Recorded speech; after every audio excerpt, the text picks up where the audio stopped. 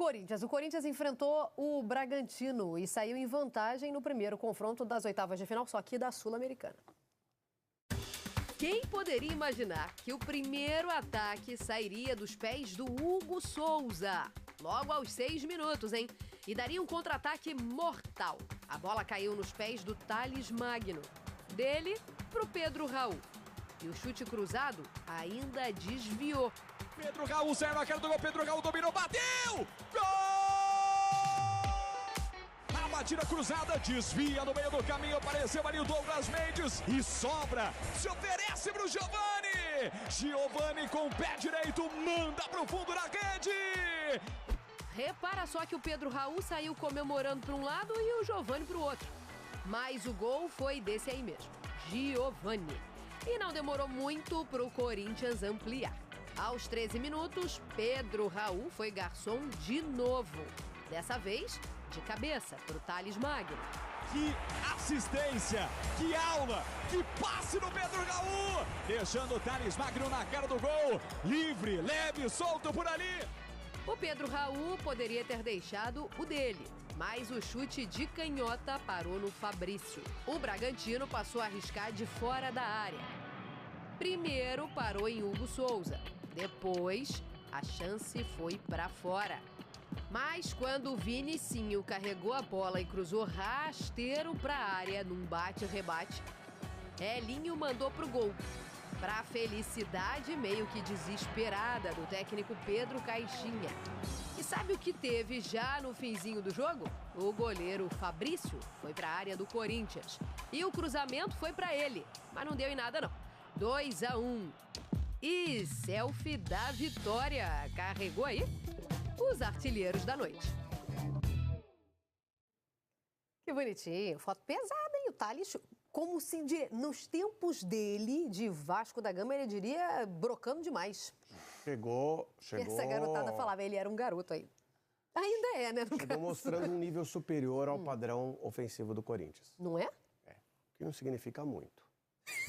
Dito isso, o nível não era tão alto. Chegou ali um pouquinho ali à frente, mas... Tá, né? Tá bom, tá bom. Não, eu acho que ele tem um potencial interessante, só que realmente o que o ataque do Corinthians tem apresentado, Giovani, por exemplo, que vem entrando bem, que falei isso ontem, mais uma vez fez uma boa participação. De novo. Fez esse gol em que o Pedro Raul não cruzou, tá? O Pedro Raul chutou no gol e não sairia gol se o Giovani não chegasse na bola. Pedro Raul deu esse passe, mas perdeu algumas oportunidades, mas não dá para dizer que a participação dele não foi boa. Foi boa. Foi sim. Boa.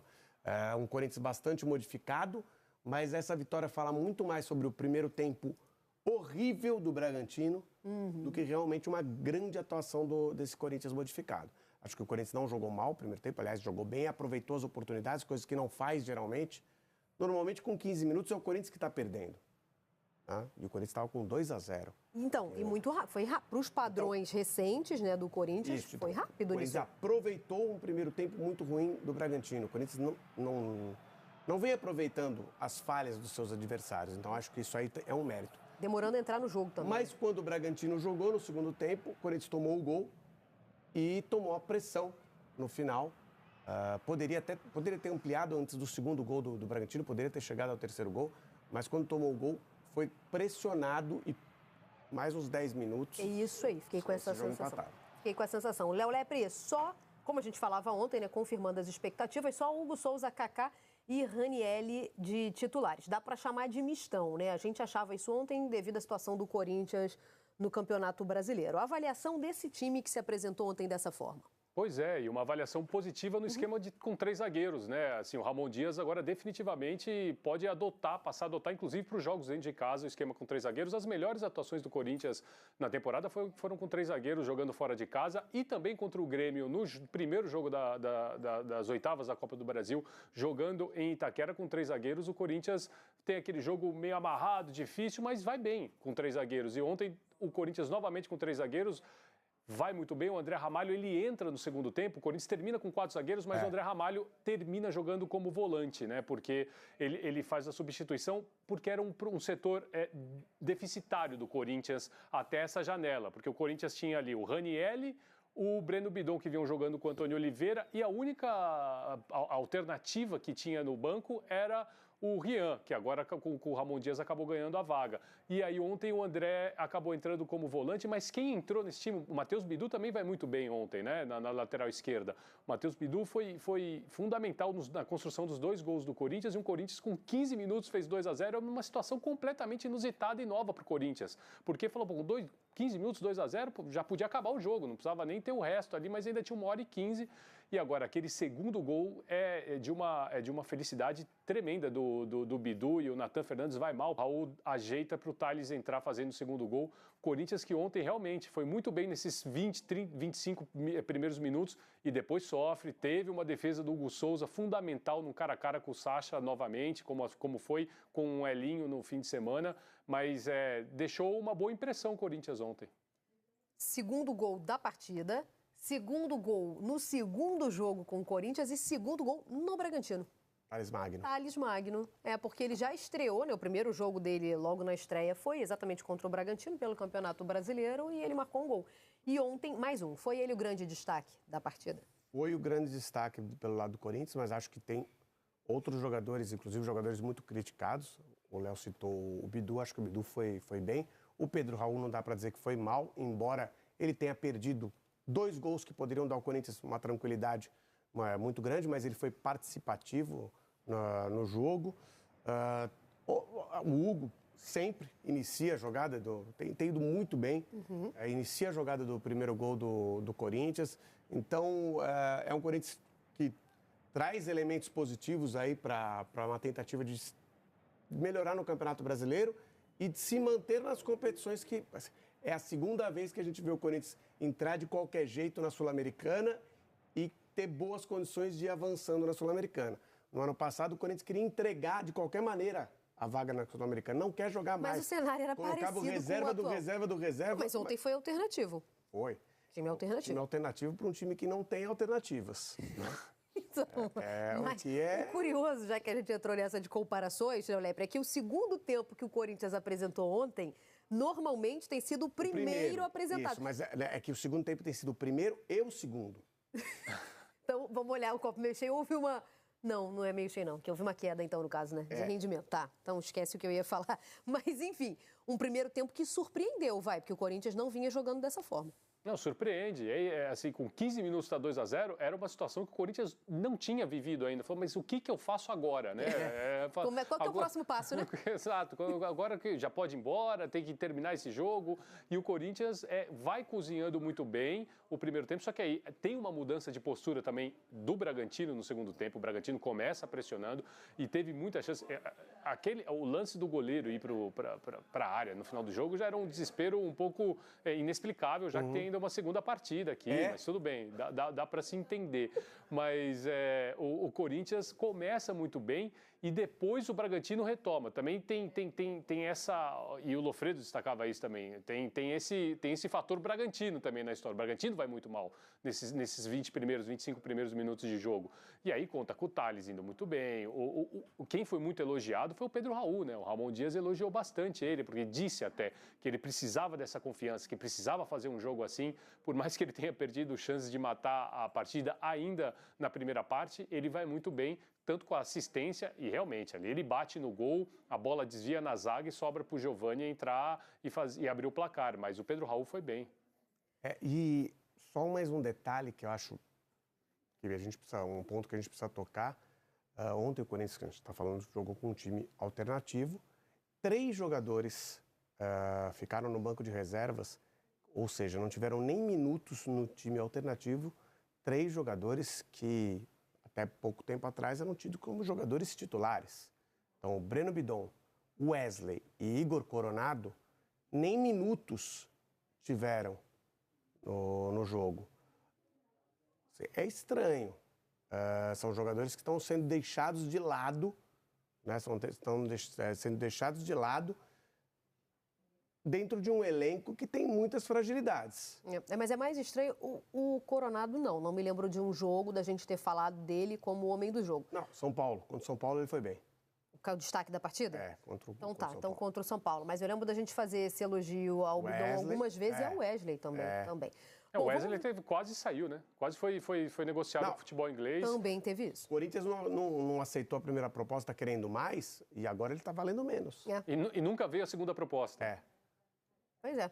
Bom, o Ramon Dias falou sobre a escalação, né? Que ontem foi sem um meia e sobre o esquema tático que acabou beneficiando o ataque do Corinthians. Con respecto a lo táctico, me gustó mucho, el equipo se está acostumbrando, lo hemos trabajado bastante con esa línea de 3 y los laterales que pasen muy... Tenemos las características que tienen, que son jugadores que con muy rápido, muy profundo, y por eso creamos tantas situaciones. Hoy Pedro tuvo una gran chance de hacer un gol, tuvo una gran chance y bueno, pero creo que en líneas generales tanto él como todo el grupo hizo un partido extraordinario. Por momentos difícil porque te tenés que defender y se pudo defender bastante bien. En el fútbol brasilero pasa que el adversario está jugado y te juega al ataque y realmente supimos defender bien y los jugadores hicieron un gran trabajo. Estoy muy contento. Vamos a poder seguir jugando tácticamente así o de la otra forma, según las circunstancias. Pero veo que con esta línea de 3 el equipo se siente muy cómodo. Eu gostei também. As vezes que o Corinthians jogou com 3 zagueiros, funcionou melhor. Funcionou melhor. Até porque você precisa, na linha de 3 zagueiros do Corinthians, quando não joga, o André Ramalho, que é um jogador que chegou e deixou claro que é diferente dos outros zagueiros do Corinthians, mas assim, pela qualidade que o Corinthians tem na zaga, talvez você precise de 3 para fazer o trabalho de 2. Nesse caso aí, é quantidade versus qualidade. Falando nisso, vamos ao GE. Globo. Léo Lepre, esse jornal, ele hoje foi feito para você especialmente. Destaque lá do nosso GE. Globo, tem uma novidade para pintar no Corinthians, hein? E eu estou falando de um volante. Corinthians acerta a contratação do venezuelano José Martínez por 10 milhões e 900 mil reais. Ele tem 30 anos, pertence ao Philadelphia Union dos Estados Unidos. E aí eu pergunto a você, Léo Lepre, quem é o rapaz, hein? Quem é o cantor? Conta pra gente. Pois é, jogador de seleção venezuelana, mas muito difícil de acompanhar porque a carreira dele toda se desenvolveu na Venezuela e na MLS, ele não passou por outros centros e é sempre muito difícil a gente conseguir informações de jogador venezuelano por tudo que acontece. A Venezuela, a cobertura esportiva dá muito mais destaque ao beisebol do que ao futebol, né? É o esporte nacional lá. O José Martínez, não vamos nos guiar por esse chute, tá? Porque a imagem ali... Não chega a ser animadora a apresentação não, hein, gente? A ilustração da apresentação não chega a ser animadora, não. Mas foi uma negociação também tramada ali no Corinthians muito em sigilo, né? Não chegou. Enquanto todo mundo falava do Alex Arce, o atacante paraguaio, do Gonzalo Plata, de repente o Corinthians apresenta um volante justamente porque ontem o André Ramalho entra, como a gente dizia, para fazer essa função para um setor que foi reforçado com o Charles e com o Alex Santana, mas que teve agora a lesão do Alex Santana, o Bidon perdeu o espaço, então chega agora o Martínez para suprir essa necessidade de meio-campistas, né, de volantes no Corinthians e é uma aposta, tá, Mari? É um jogador já com 30 anos que ele chega para disputar a posição. Não vejo o Martínez chegando para ser o titular do Corinthians hoje.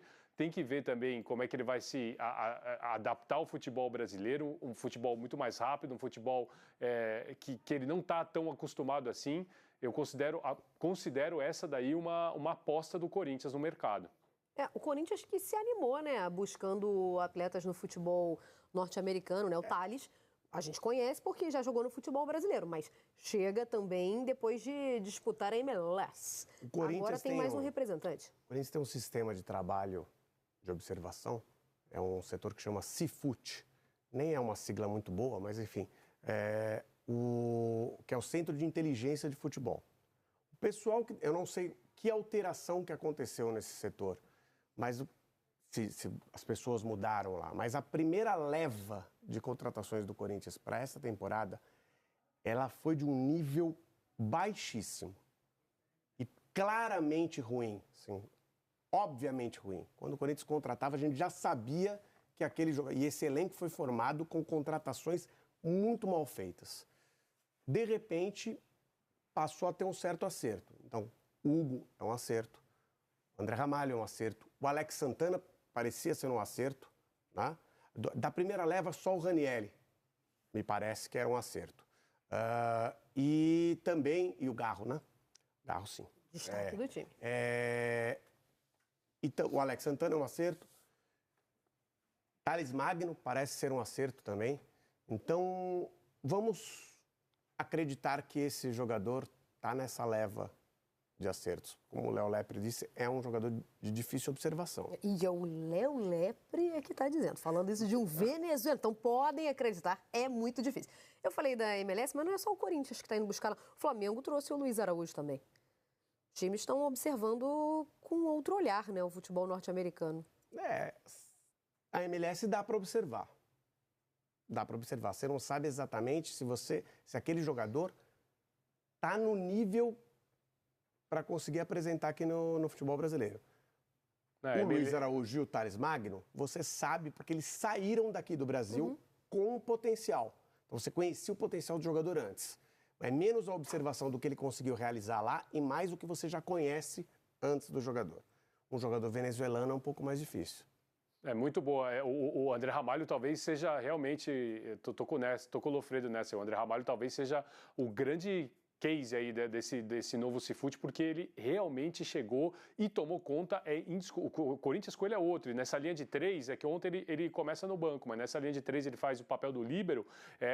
A tranquilidade que ele dá para a subida dos dois laterais, como ele faz a cobertura correta. O André Ramalho realmente foi um acerto preciso do Cifute. Agora, é muito difícil. A MLS realmente dá para acompanhar. Ontem, inclusive, estava tendo o jogo da League Cup lá, né, da Libertadores deles, e era muito jogo. E até estava assistindo ali no sofá, e meu filho pegou, colocou, tá jogando o Suárez. Aí eu falei, não, peraí, que já é muito jogo. Esses daqui não dá pra... Calma, vamos focar nesses aqui de Libertadores Sul-Americana, deixa a MLS pra lá, porque não dá. Você vê, né? Tá jogando só. Suárez é muito bom pro papai ver. Suárez papai não gosta. Léo Lepre, muito obrigado. Sabia que o Léo Lepre vê tudo que é tranqueira e ainda é Iron Man? Dessa vocês não sabiam, sabia? Corre, pedala profissionalmente. Excelente tempo o rapaz tem. Você está sendo modesto. Léo Lepre, muito obrigada por hoje e até amanhã, tá? Tchau, obrigado. O Iron Man, o que facilita é porque como os treinos são longos, dá para ficar escutando podcast pedalando ali, então você escuta tudo, né? Facilita demais o treino pro Iron Man. Nossa, mãe do céu, um beijo. Iron Maiden. Iron Maiden.